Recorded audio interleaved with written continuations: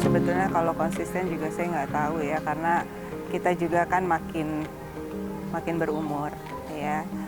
Kadang-kadang putus asa ya, putus asa karena anak-anak yang bisa kita tingkatkan gitu ya, kesadaran dan keinginannya untuk berubah paling 20% dari awal mereka masuk. Saya pikir saya sudah menginvestasikan hidup tuh ya di sini semuanya total. Kok cuma 20% kalau kita mau lihat dari angka pesimis. Tapi terus saya berpikir bahwa 20% saya harus, alhamdulillah sudah cukup.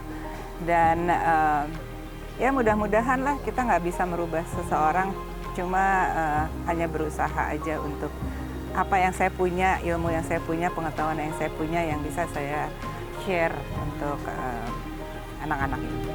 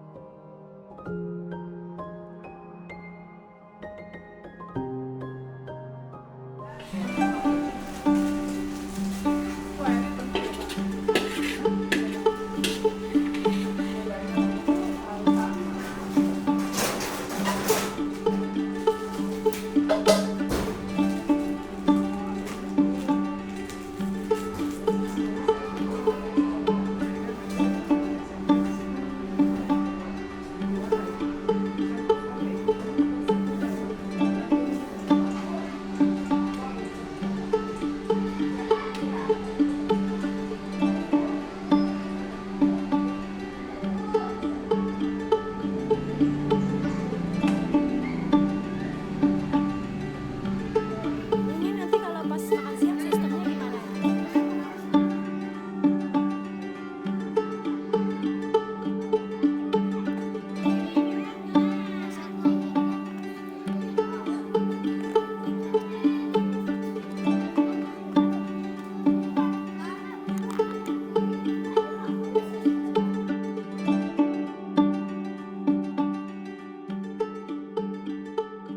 Saya belajar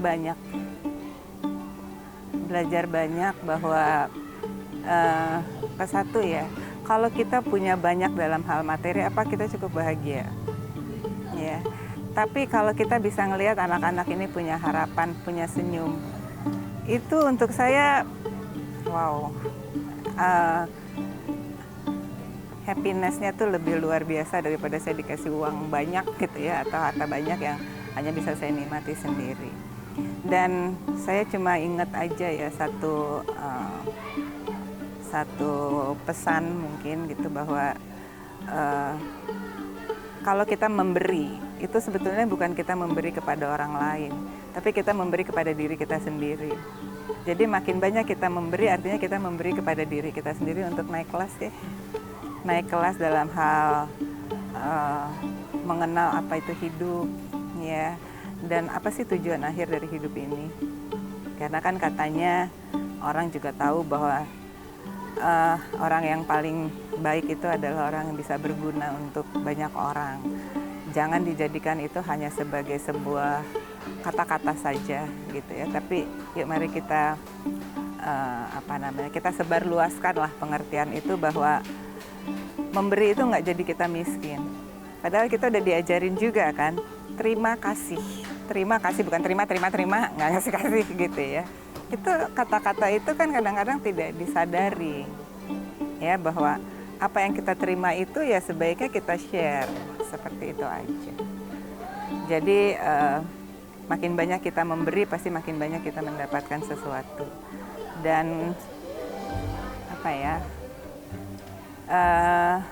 ya itulah nilai daripada satu kebahagiaan mungkin ya, saya juga enggak. Tapi pokoknya saya rasanya senang aja gitu ya, walaupun di perjalanannya ada anak-anak yang kemudian nggak mau sekolah lagi, walaupun kita udah bujuk.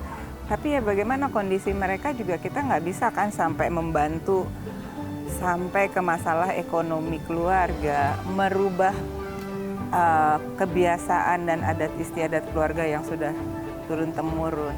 Itu memang harus satu-satunya cara itu adalah pendidikan, dan itu butuh waktu untuk merubah. Sampai saat ini adakah impian yang belum tercapai dan akan terus Ibu upayakan? Sebetulnya cita-cita saya ya, jangan lagi ada anak-anak ini yang tidak bisa punya akses ke pendidikan yang lebih baik. Tapi dengan sendirinya pendidikan di luar itu pun, pendidikan formal itu yang harus lebih diperhatikan barangkali oleh pemerintah. Bagaimana mutunya, bagaimana kualitas guru-gurunya, bukan hanya bantuan berupa dana untuk anak-anak sekolahnya, tapi justru anak-anak itu akan terdidik kalau punya guru yang baik. Ya.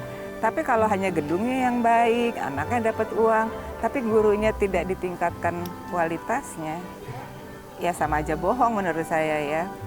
Kayak saya lihat di negara-negara maju, itu guru itu bekerja bukan karena nggak ada kerjaan lain, tapi karena mereka seneng sama pekerjaan itu. Dan kurikulumnya juga nggak, anak-anak SD itu nggak pernah bawa apa-apa kan ke sekolah, cuma bawa lunchbox. Terus nggak ada tuh PR. Kalau anak-anak di kita kan tasnya aja harus dibawain kadang-kadang saking banyaknya mata pelajaran. Apa goalnya? Barangkali ini yang harus ditinjau kembali oleh pemerintah. Karena untuk mencerdaskan bangsa itu ya lewat pendidikan.